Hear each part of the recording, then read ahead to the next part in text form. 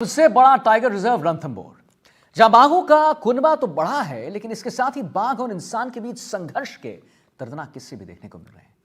पिछले महीने एक 7 साल के बच्चे को टाइगर झपट कर मार गिराया था उसने। तो वहीं इसी महीने एक रेंजर की मौत ने वन विभाग को संकेत बड़ा दे दिया है। सच्चाई तो यह है कि इन इलाकों में अभी भी करीब 16 से 17 बाघों की मूवमेंट देखी जाती है। प्रशासन की तरफ से कुछ कदम भी उठाए गए हैं, लेकिन वो नाकाफी दिखाई पड़ रहे हैं। सवाल अब यह भी बना हुआ है कि क्या प्रशासन फिर एक घटना का इंतजार कर रहा है? रिपोर्ट दिखाते हैं आपको।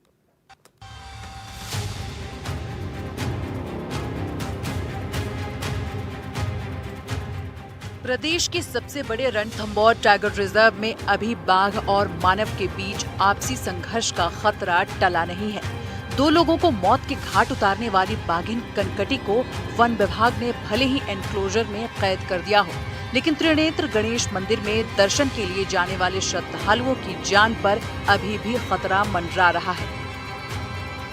मंदिर मार्ग और रणथंभौर दुर्ग में अभी भी लगातार कई बाघ बाघिन और शावकों का मूवमेंट बना हुआ है। ऐसे में त्रिनेत्र गणेश मंदिर जाने वाले श्रद्धालुओं के साथ अनहोनी घटित होने की आशंका से इनकार नहीं किया जा सकता।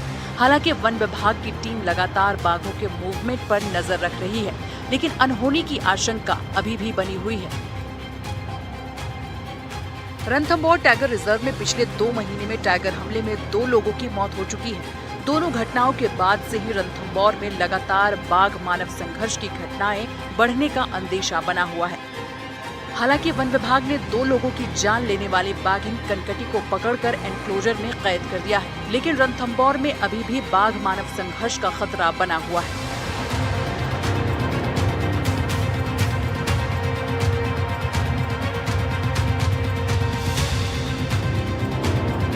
बाघों के मूवमेंट से दहशत। मार्ग में 16 से 17 टाइगर का मूवमेंट बना हुआ है। बाघिन रिद्धि और 3 शावकों का मूवमेंट। बाघिन एरोहेड और उसके 2 शावकों की चहलकदमी देखी गई है।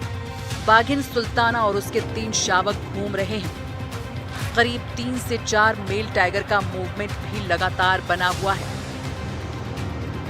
इसी इलाके में बाघिन सुल्ताना ने मिश्र दर्रा के पास 3 नए शावकों को जन्म दिया है, जिसके चलते बाघिन का मूवमेंट आसपास ही बना रहता है। वहीं बाघिन रिद्धि और एरोहेड और उसके 2 शावकों का मूवमेंट रणथंभौर दुर्ग में त्रिनेत्र गणेश मंदिर के आसपास बना रहता है। ऐसे में कब कोई अनहोनी घटित हो जाए, कहा नहीं जा सकता।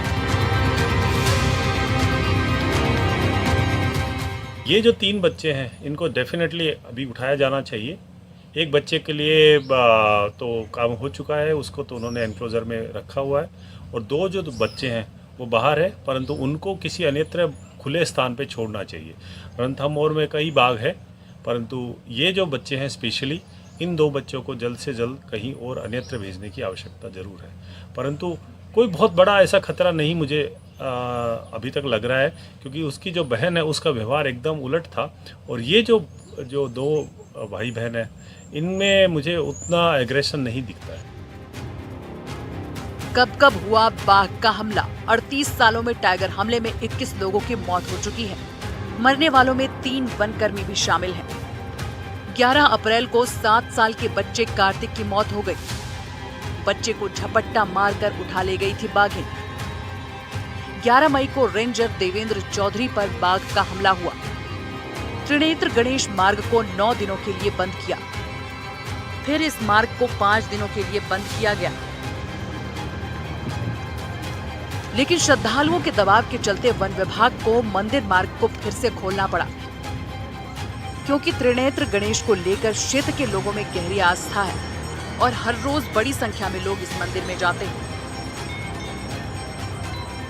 हालांकि दोनों घटनाओं के बाद वन विभाग द्वारा श्रद्धालुओं की सुरक्षा को लेकर कई कदम उठाए गए हैं। एहतियात के तौर पर वन विभाग ने श्रद्धालुओं की पैदल और 2 पहिया वाहनों से आवाजाही पर रोक लगा दी, और सिर्फ RJ-25 चौपहिया वाहनों और कुछ चिन्हित टैक्सियों को ही मंदिर मार्ग पर प्रवेश दिया जा रहा है।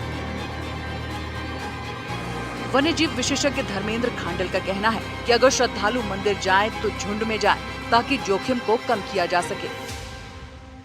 रणथंभौर में जो गणेश मार्ग है, इस पे अगर बात करें कि इस पे खतरा है या नहीं, खतरा तो देखिए रणथंभौर में प्रवेश करते ही है, हर जगह है ना। कहीं भालू भी मिल सकता है, कहीं टाइगर भी मिल सकता है, तो खतरे से तो इनकार नहीं किया जा सकता। रही बात एरोहेड के बच्चे की, तो एरोहेड का एक शावक तो पकड़ के रखा गया है, 2 शावक और है उसके। उनसे खतरे को मना नहीं किया जा सकता, परंतु इस समय वन विभाग की जो निगरानी है वो चाक चौबंद है। वो चारों तरफ उन पे ध्यान रख रहे हैं कि वो कहाँ पे उनकी उपस्थिति है। रणथंभौर में बीते 1 महीने में 2 लोगों की टाइगर हमले में मौत हो गई। बड़ी बात यह है कि दोनों हमले एक ही बाघिन ने किए थे, जिसे वन विभाग ने पकड़कर रणथंभौर के भीड़ वन क्षेत्र में बने एनक्लोजर में कैद कर दिया है।